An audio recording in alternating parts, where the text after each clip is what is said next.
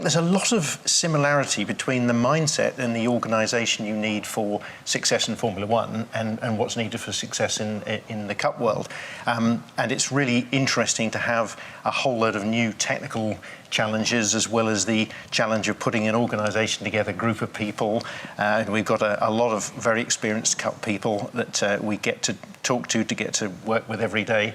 And I think for all of us, a new challenge, a new excitement that's what drives you. New challenges.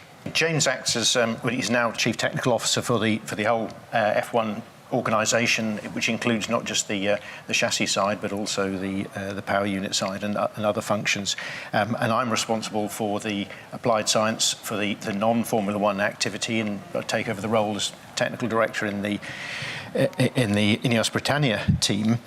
We've got clearly the Cup experience people are really key, and so we've made sure we've got people like Martin, people like Giles, but in the design and in the different technical area of sail design, hull design, foil design, we've got people with a good, very strong Cup background. And what we're bringing in from the F1 side is very capable engineering and analysis tools in simulation, in aerodynamics, hydrodynamics, and materials and design. And it's my task is to make sure that I can bring the resources that are appropriate to the team in a way that support the experience of the Cup engineers and the Cup sailors. And for me, that's a fantastic challenge. On a technical basis, there are differences, areas that are specific to the Cup world.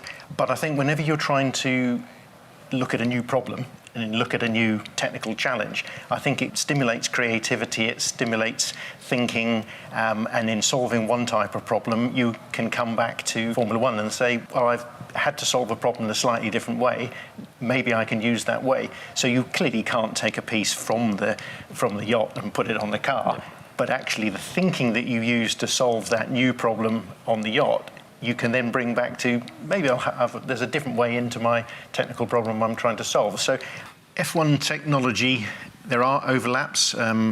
We know clearly we've got foils, and in F1 we understand that sort of aerodynamics or hydrodynamics. There are things that we aren't used to in Formula One, the free surface effects, the fact that you've got these foils operating quite close to the surface of the water, and we've got flexible lifting aerodynamic devices in the form of sails, which again are slightly new. But we've got lots of flow features which we understand well. But as well as the technical aspects of the aerodynamics and hydrodynamics, you've got the structural aspects of its composite structure, hull, very similar in concept to how we build chassis. And then there are lots of systems, hydraulic systems, gearboxes for transferring the power from the grinders. Quite a lot of engineering tools. But in fact, I think what's more similar is these are high-performance, difficult problems to solve. And I think in some ways it's the mindset and the ability to bring in resources in lots of different directions, and this need to have a holistic design to balance off pure performance against what you can achieve in the time scale. I mean, bluntly, we don't have enough time to do an America's Cup boat. We never have enough time to do the race car. We're always up against those pressures, and I think a lot of that is what I'm hoping to bring, that experience from the F1 world into the experience that all the Cup guys have got. And I think that's going to be, it's that synthesis and synergy between the two organisations that really makes me very excited to be part of it.